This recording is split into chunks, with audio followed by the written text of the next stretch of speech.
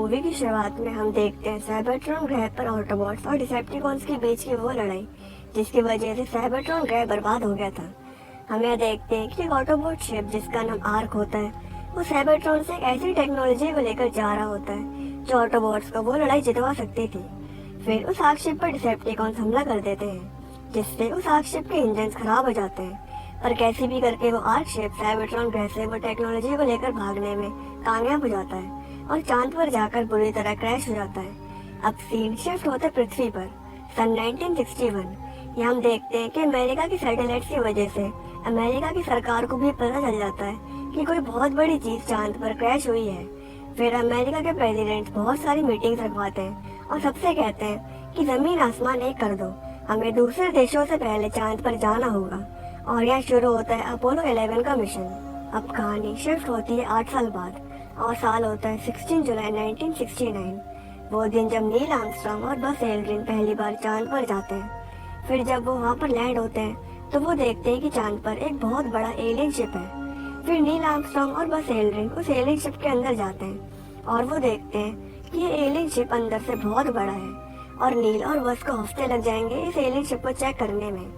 फिर नील और बस शिप के इंजन का एक टुकड़ा उठा लेते हैं और उसे पृथ्वी पर ले आते हैं। और दूसरी तरफ हम देखते हैं कि उस आर्क शिप के अंदर एक ट्रांसफॉर्मर होता है जो मर चुका होता है, पर वो ट्रांसफॉर्मर नील और बस को नहीं दिखा क्योंकि वो उस आर्क शिप के बेसमेंट में पड़ा हुआ था।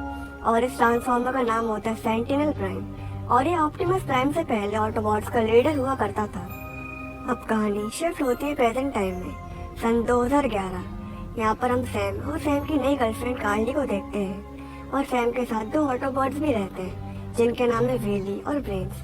अब अगले सीन में हम देखते हैं कि लेनॉक्स, ऑप्टिमस प्राइम और बाकी ऑटोबॉट्स एक फैसिलिटी में जाते हैं जिसका नाम है चेर्नोबिल। और वो सब चेर्नोबिल इसलिए जाते हैं क्योंकि एक यूक्रेन डिपार्टमेंट ऑफ एनर्जी के जनरल काउंसलर जिसका नाम वोशकोड है वो लेनॉक्स को बताता है कि चेर्नोबिल में हमें एलियंस का सिग्नल मिला है, लगता है वो डिसेप्टिकॉन्स हैं। फिर लेनॉक्स, ऑप्टिमस प्राइम और बाकी सबको लेकर चेर्नोबिल फैसिलिटी में जाता है जहाँ पर लेनॉक्स के साथियों को उसी आर्क शिप के इंजन का टुकड़ा मिलता है जो नील और बस चांद पर से लाए थे। फिर वहाँ पर एक जमीन के कीड़े जैसा डिसेप्टिकॉन पहुँच जाता है और वो आर्क शिप के टुकड़े को लेकर उस फैसिलिटी से बाहर आ जाता है और वहाँ बाहर उस डिसेप्टिकॉन को ऑप्टिमस प्राइम मिलता है और ऑप्टिमस प्राइम उस डिसेप्टिकॉन का एक सर काट देता है और वो इंजन का टुकड़ा जमीन पर गिर जाता है। फिर वहाँ पर एक और डिसेप्टिकॉन आ जाता है जिसका नाम है शॉकवेव। फिर शॉकवेव और वो डिसेप्टिकॉन वहाँ से चले जाते हैं। फिर ऑप्टिमस प्राइम उस टुकड़े के पास जाता है। फिर लेनॉक्स ऑप्टिमस प्राइम से पूछता है कि ये चीज़ क्या है और वो डिसेप्टिकॉन इसके पीछे क्यों पड़ा हुआ था। फिर ऑप्टिमस प्राइम लेनॉक्स से कहता है कि ये नामुमकिन है, ये टुकड़ा एक बहुत पुराने खोए हुए ऑटोबॉट शिप द आर्क के इंजन का टुकड़ा है। अब दूसरी तरफ हम देखते हैं कि वोशकोड चेर्नोबिल से भागने की कोशिश करता है पर वहाँ पर एक और डिसेप्टिकॉन आ जाता है जिसका नाम है लेजरबीक और लेजरबीक वोशकोड को जान से मार देता है। अब दरअसल लेजरबीक के कहने पर ही वोशकोड लेनॉक्स को और ऑप्टिमस प्राइम को चेर्नोबिल लाया था और वो आर्क शिप के इंजन का टुकड़ा भी लेजरबीक ने ही वहाँ पर रखा था ताकि वो टुकड़ा ऑप्टिमस प्राइम को मिल जाए। पर लेजरबीक ने ऐसा क्यों करा वो आपको आगे पता चलेगा। अब सीन शिफ्ट होता है Washington DC nest secret base में। वहाँ पर शार्लेट मेरिंग लेनॉक्स से चेर्नोबिल में जो नुकसान हुआ था उसकी रिपोर्ट लेने आई होती है। फिर डीनो लेनॉक्स से कहता है कि पता नहीं क्यों ऑप्टिमस प्राइम का मूड अभी बहुत ज़्यादा खराब है। फिर मेरिंग डीनो से पूछती है कि इसका क्या मतलब। फिर ऑप्टिमस प्राइम अपने असली रूप में आता है और बड़े गुस्से से मेरिंग से पूछता है कि इंसानों ने कहा था कि वो हमारे ग्रह साइबरट्रॉन की सारी जानकारी हमारे साथ बांट चुके हैं, तो फिर ये ऑटोबॉट्स के शिप के इंजन का टुकड़ा इंसानों के पास कैसे मिला। फिर मेरिंग ऑप्टिमस प्राइम के इस सवाल का जवाब देने के लिए बस एल्ड्रिन को बुलाती है। बस एल्ड्रिन ऑप्टिमस प्राइम से कहते हैं कि 1961 में हमें पता चला था कि चांद पर एक बहुत बड़ी चीज क्रैश हुई है। फिर 1969 में मैं और मेरे साथी नील आर्मस्ट्रांग चांद पर गए और हमें वहाँ पर एक बहुत बड़ा एलियन शिप मिला। हमारे चीफ डायरेक्टर ने हमसे कसम खिलवाई थी कि दुनिया को इस बारे में कभी भी पता नहीं चलना चाहिए कि चांद पर एक एलियन शिप क्रैश हुआ है, इसलिए सिर्फ गिने चुने लोगों को उस एलियन शिप के बारे में पता है। फिर आयरनहाइड बस एल्ड्रिन से पूछता है कि क्या तुमने शिप के बेसमेंट को अच्छे से चेक करा था। फिर बस एल्ड्रिन आयरनहाइड से कहते हैं कि नहीं, हमारे पास इतना टाइम नहीं बचा था कि हम उस पूरे शिप को अच्छे से चेक कर सकें। फिर ऑप्टिमस प्राइम सबसे कहता है कि उस एलियन शिप का नाम आर्क है। उसे मैंने अपनी आंखों से साइबरट्रॉन से जाते हुए देखा था। वो आर्क शिप एक ऐसी टेक्नोलॉजी ले जा रहा था जो हमें एक चुटकी में वो जंग जितवा देती, और उस आर्क शिप को ऑटोबॉट्स के लीडर और उस टेक्नोलॉजी के आविष्कारक सेंटिनल प्राइम चला रहे थे। फिर ऑप्टिमस प्राइम मियरिंग से कहता है कि मैं और मेरे साथी चांद पर जाने के लिए तैयार हैं। हमें सेंटिनल प्राइम और उस टेक्नोलॉजी तक पहुंचना होगा, इससे पहले डिसेप्टिकॉन को सेंटिनल प्राइम को पता चल जाए। अब अगले सीन में हम देखते हैं कि ऑप्टिमस प्राइम और रैचेट उस आर्क शिप तक पहुंच जाते हैं। फिर ऑप्टिमस प्राइम सेंटिनल प्राइम को बेसमेंट से बाहर निकालता है और सेंटिनल प्राइम के साथ वो टेक्नोलॉजी भी बाहर आती है, जो कि होते हैं पिलर्स यानी खंबे। और वो 5 पिलर्स होते हैं, और उन 5 पिलर्स में से एक पिलर वो भी होता है जो बाकी पिलर्स को कंट्रोल करता है।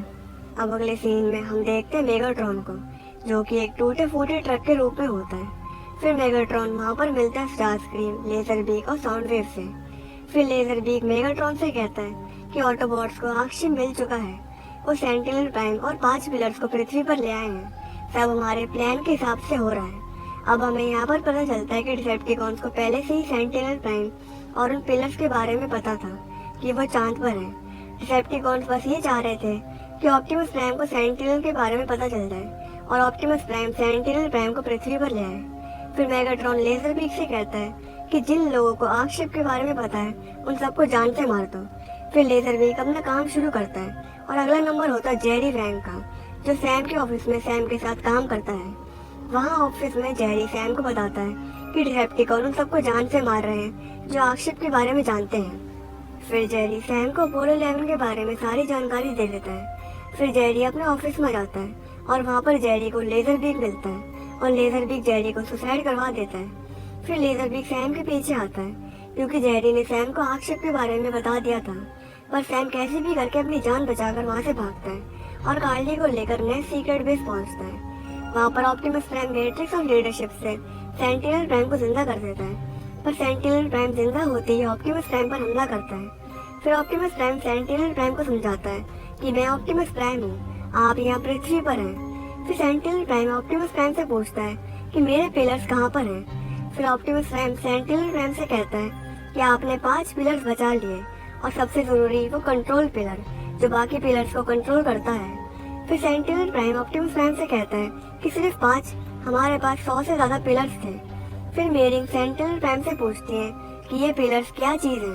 फिर सेंटिनल प्राइम मेरिंग से कहता है कि पिलर्स एक ऐसी टेक्नोलॉजी है जो 2 ग्रह को साथ जोड़कर एक ब्रिज बना सकती है। इन पिलर्स को मैंने बनाया है और सिर्फ मैं ही इन्हें चला सकता हूँ। अब अगले सीन में हम देखते हैं कि सैम एजेंट सिमंस की मदद लेता है ये जानने में कि डिसेप्टिकॉन्स अपोलो 11 से जुड़े हुए लोगों को जान से क्यों मार रहे हैं। फिर ब्रेन सिमंस और सैम से कहता है कि मुझे अभी पता चला है कि रूसियो यानी रशियंस ने एक चंद्रमा मिशन कैंसिल कर दिया था 1972 में, और फिर कुछ रूसी एस्ट्रोनॉट अमेरिका में छुप गए और मुझे अभी 2 एस्ट्रोनॉट जिंदा मिले हैं। फिर सिमंस सैम से कहता है कि कुछ तो गड़बड़ है, वो रूसी एस्ट्रोनॉट छुपे क्यों हैं और उन्होंने 1972 का चंद्रमा मिशन कैंसिल क्यों करा। फिर सिमंस सैम और सिमंस का मैनेजर डच उन 2 रूसी एस्ट्रोनॉट्स का पता लगाकर उनसे मिलने के लिए जाते हैं। फिर वो एस्ट्रोनॉट सैम और सिमंस को बताते हैं कि अमेरिका वालों ने चांद पर पहला इंसान भेजा, पर रूसियों ने चांद पर पहले कैमरा भेजा था। 1963 में हमारे लूनर 4 ने चांद की तस्वीरें भेजी थी। फिर वो रूसी एस्ट्रोनॉट सैम और सिमंस को वो फोटो दिखाते हैं और उस फोटो में सैम देखता है उन पिलर्स को जो गिनती में 100 से ज्यादा होते हैं और वहाँ चांद की जमीन पर घसीटने के निशान भी थे।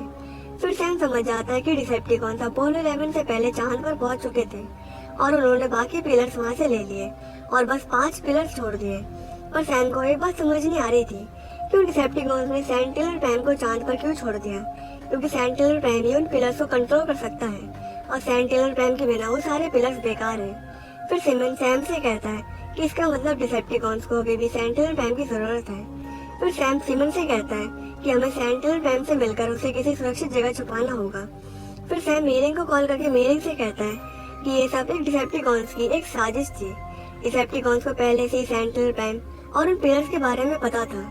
आपके पास अभी सिर्फ 5 पिलर्स हैं और मुझे अब ये भी पता चला है कि डिसेप्टिकॉन्स के पास 100 से ज्यादा पिलर्स हैं और डिसेप्टिकॉन्स ने सेंटिनल को चांद पर जानबूझकर छोड़ा था ताकि ऑटोबॉट्स को सेंटिनल मिल जाए और ऑप्टिमस प्राइम सेंटिनल को मैट्रिक्स से जिंदा कर दे, क्योंकि सिर्फ एक अकेला ऑप्टिमस प्राइम ही है जो सेंटिनल को जिंदा कर सकता था। अब सेंटिनल जिंदा है तो अब डिसेप्टिकॉन सेंटिनल को लेने के लिए आएंगे। फिर सैम, बम्बलबी, डीना और साइड जल्दी से नेस्ट बेस की तरफ बढ़ते हैं, पर उनको रास्ते में 3 डिसेप्टिकॉन हमला कर देते हैं। फिर बम्बलबी और डीना उन तीनों में से एक डिसेप्टिकॉन को खत्म कर देते हैं। फिर वो दोनों डिसेप्टिकॉन सेंटिनल को लेने के लिए नेस्ट बेस पहुंच जाते हैं, पर वहाँ पर सही समय पर आयरन हेड आ जाता है और आयरन हेड साइड के साथ मिलकर उन दोनों डिसेप्टिकॉन को जान से मार देता है। फिर सैम लेनॉक्स से कहता है कि हमें सेंटिनल को बचाना होगा।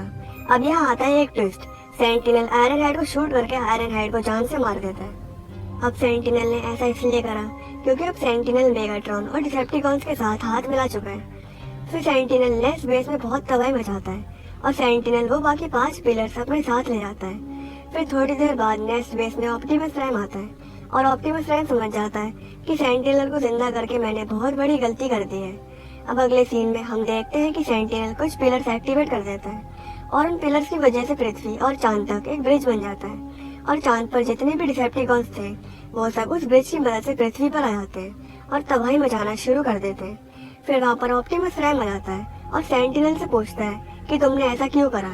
फिर सेंटिनल ऑप्टिमस प्राइम से कहता है कि अपने ग्रह साइबरट्रॉन को बचाने के लिए।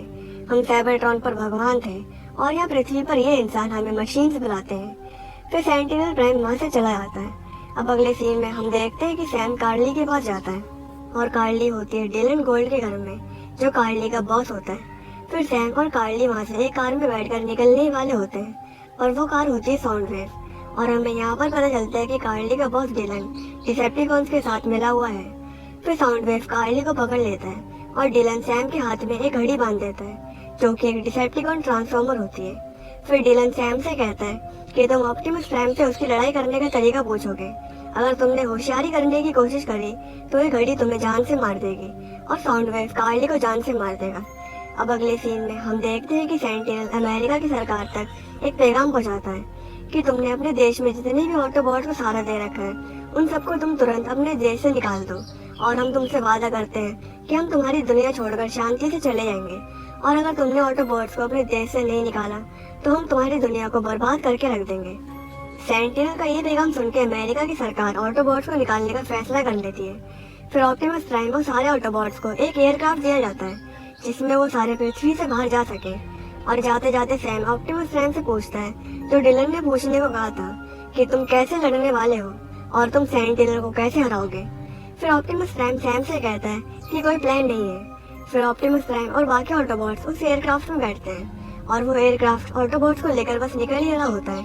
उतने में स्टारस्क्रीम उस एयरक्राफ्ट पर बम गिरा देता है जिससे वो एयरक्राफ्ट जिसमें ऑटोबॉट्स से फट जाता है। फिर वो घड़ी सैम के हाथ से खुल जाती है। अब दूसरी तरफ हम देखते हैं कि ऑटोबॉट्स का नामो निशान मिटने के बाद सेंटिनल और मेगाट्रॉन शिकागो शहर पर हमला कर देते हैं। अब दरअसल में ये सेंटिनल और डिसेप्टिकॉन्स की एक चाल थी। डिसेप्टिकॉन्स ने ऑटोबॉट्स को रास्ते से हटा दिया ताकि डिसेप्टिकॉन्स पृथ्वी को अपना नया घर और इंसानों को अपना गुलाम बना सके और सिर्फ ऑटोबॉट्स ही थे जिनमें सेंटिनल और डिसेप्टिकॉन्स से लड़ने की ताकत थी। फिर सैम जल्दी से एप और नेस के थोड़े बहुत सोल्जर्स को लेकर कार्ली को बचाने के लिए शिकागो पहुंचता है, पर जैसे सैम और वो सोल्जर्स गाड़ी से बाहर उतरते हैं उतने में डिसेप्टिकॉन्स उन पर हमला कर देते हैं। फिर उस डिसेप्टिकॉन्स पर कोई गोली चलाता है। फिर सैम देखता है कि वो गोलियां ऑप्टिमस प्राइम ने चलाई थी और ऑप्टिमस प्राइम के साथ बाकी ऑटोबॉट्स भी वहाँ पर आ जाते हैं और उस डिसेप्टिकॉन के टुकड़े कर देते हैं। फिर सैम ऑप्टिमस प्राइम से पूछता है कि मैंने तुम्हारा एयरक्राफ्ट फटते हुए देखा था। फिर ऑप्टिमस प्राइम सैम से कहता है कि हम एयरक्राफ्ट में थे ही नहीं, हमें पता था कि ये डिसेप्टिकॉन्स की एक चाल थी। फिर ऑप्टिमस प्राइम और बाकी ऑटोबॉट्स एक साथ आगे बढ़ते हैं और सैम बम्बलबी के साथ जाता है कार्ली को बचाने के लिए। फिर सैम कार्ली को डिलन की बिल्डिंग से सही सलामत बाहर निकाल देता है। फिर सैम, कार्ली, एप्स और बाकी सोल्जर्स एक ऊंची बिल्डिंग के अंदर जाते हैं ताकि वो सोल्जर्स उस कंट्रोल पिलर पर शूट करके उस पिलर को बाकी पिलर से अलग कर सके, क्योंकि अगर कंट्रोल पिलर डिस्कनेक्ट हो गया तो बाकी पिलर्स भी काम करना बंद कर देंगे। और इससे पहले वो कंट्रोल पिलर पर शूट करते उतने में वहाँ पर वही जमीन के कीड़े जैसे डिसेप्टिकॉन आ जाता है और वो उस ऊंची बिल्डिंग को चकनाचूर करना शुरू कर देता है। फिर उस डिसेप्टिकॉन से निपटने के लिए वहाँ पर ऑप्टिमस प्राइम आ जाता है और वो उस डिसेप्टिकॉन को जान से मार देता है। अब दूसरी तरफ हम देखते हैं कि डिसेप्टिकॉन्स पूरी दुनिया के कोने में होते हैं और वो एक एक करके सारे पिलर्स एक्टिवेट कर देते हैं ताकि ट्रांसफॉर्मर्स का ग्रह साइबरट्रॉन और पृथ्वी के बीच में एक स्पेस ब्रिज बन जाए। और अगर ऐसा हुआ तो इसका मतलब पूरी पृथ्वी डिसेप्टिकॉन्स की मुट्ठी में हो जाएगी। अब दूसरी तरफ हम देखते हैं कि सैम को पकड़ने के लिए वहाँ पर स्टारस्क्रीम आ जाता है पर सैम के पास इस वक्त एक हथियार होता है जो उसे एक ऑटोबॉट ने दिया था। सैम उस हथियार को अपने हाथ पर बांधता है और सीधे स्टारस्क्रीम की आंख पर निशाना मार के स्टारस्क्रीम की आंख फोड़ देता है, जिससे स्टारस्क्रीम झटपटा जाता है और थोड़ी देर बाद स्टारस्क्रीम की आंख में ब्लास्ट हो जाता है, जिससे स्टारस्क्रीम पूरी तरह फट जाता है। अब दूसरी तरफ सेंटिनल प्राइम के वो पिलर्स एक्टिवेट हो चुके होते हैं और वो साइबरट्रॉन को पृथ्वी की तरफ ला रहे होते हैं। फिर ऑटोबॉट्स उस कंट्रोल पिलर को रोकने के लिए आगे बढ़ते हैं और रास्ते में 10-11 डिसेप्टिकॉन्स ऑटोबॉट्स का रास्ता रोकते हैं। फिर वहाँ पर जल्दी से ऑप्टिमस प्राइम पहुँचता है और ऑप्टिमस प्राइम लगभग 10-11 सेकेंड्स में उन 10-11 डिसेप्टिकॉन्स को नष्ट कर देता है और साथ में ऑप्टिमस प्राइम शॉकवेव को भी जान से मार देता है। फिर ऑप्टिमस प्राइम एक पिलर को शूट कर देता है और वो डिस्कनेक्ट हो जाता है, जिससे साइबरट्रॉन बीच में रुक जाता है। फिर सेंटिनल ऑप्टिमस से निपटने के लिए नीचे उतरता है। फिर सेंटिनल प्राइम ऑप्टिमस प्राइम से कहता है कि मैं तुम्हारा घर साइबरट्रॉन लाया, फिर भी तुमने इंसानों को चुना। फिर ऑप्टिमस प्राइम सेंटिनल प्राइम से कहता है कि वो तुम ही थे जिसने मुझे सिखाया था कि आज़ादी सबका हक है। फिर सेंटिनल प्राइम और ऑप्टिमस प्राइम के बीच में लड़ाई शुरू होती है। फिर सेंटिनल डिसेप्टिकॉन से कहता है कि वो पिलर अभी भी डिस्कनेक्टेड है, उसे दोबारा शुरू करो। फिर डिलन जल्दी से उस पिलर की तरफ भागता है और सैम डिलन के पीछे जाता है। फिर डिलन उस पिलर के पास पहुंच जाता है और सैम बहुत कोशिश कर रहा है डिलन को रोकने की, पर डिलन वो पिलर एक्टिवेट कर देता है, जिससे साइबरट्रॉन दोबारा पृथ्वी की तरफ बढ़ना शुरू कर देता है। फिर सैम एक लोहे के डंडे से डिलन के सर पर मारता है और डिलन सीधे जाकर उस पिलर से चिपक जाता है और डिलन को बहुत जोर का झटका लगता है और डिलन वहीं पर मर जाता है। अब दूसरी तरफ सेंटिनल प्राइम और ऑप्टिमस प्राइम के बीच में लड़ाई हो रही होती है और सेंटिनल प्राइम ऑप्टिमस पर भारी पड़ रहा था। फिर कार्ली मेगाट्रॉन के पास जाती है। फिर कार्ली मेगाट्रॉन से कहती है कि जब तुम अपना ग्रह साइबरट्रॉन यहाँ पर लाओगे तो तुम साइबरट्रॉन के राजा नहीं रहोगे। साइबरट्रॉन ग्रह और ट्रांसफॉर्मर्स का राजा सेंटिनल होगा और तुम होगे सेंटिनल के पालतू कुत्ते। ये सुन के मेगाट्रॉन को बहुत ज्यादा गुस्सा आ जाता है। अब दूसरी तरफ सेंटिनल प्राइम ऑप्टिमस प्राइम का एक हाथ अलग कर देता है। फिर सेंटिनल प्राइम पर पीछे से मेगाट्रॉन हमला कर देता है और सेंटिनल साइड में गिर जाता है। फिर मेगाट्रॉन ऑप्टिमस प्राइम से पूछता है कि मेरे बिना तुम्हारा क्या वजूद है। फिर ऑप्टिमस प्राइम मेगाट्रॉन से कहता है कि वक्त आ गया है जानने का। और फिर ऑप्टिमस प्राइम अपनी तलवार उठाता है और उसे मेगाट्रॉन का सर उसके शरीर से अलग कर देता है। अब दूसरी तरफ रैचेट उस पिलर पर दोबारा शूट करता है और बम्बलबी उस पिलर को दोबारा अलग कर देता है, जिससे वो स्पेस ब्रिज दोबारा बंद हो जाता है। फिर ऑप्टिमस प्राइम सेंटिनल प्राइम के पास जाता है। फिर सेंटिनल प्राइम ऑप्टिमस प्राइम से कहता है कि मैं बस अपने ग्रह साइबरट्रॉन और हमारी नस्ल को बचाने की कोशिश कर रहा था। अब तुम समझे कि मैंने तुम्हें धोखा क्यों दिया। फिर ऑप्टिमस प्राइम सेंटिनल प्राइम से कहता है कि तुमने मुझे धोखा नहीं दिया, तुमने अपने आप को धोखा दिया है। और फिर ऑप्टिमस प्राइम सेंटिनल प्राइम को जान से मार देता है और फिर से ऑटोबॉट्स एक बार पृथ्वी को बचाने में कामयाब हो जाते हैं। और यहाँ पर ये मूवी खत्म होती है और इस मूवी के एंड में कोई पोस्ट क्रेडिट सीन नहीं है।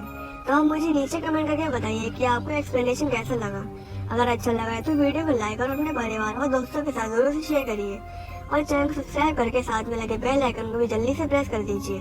तो चलिए मिलते हैं आपसे इसके next part transformers age of extension में। तब तक के लिए goodbye, take care and thanks for watching.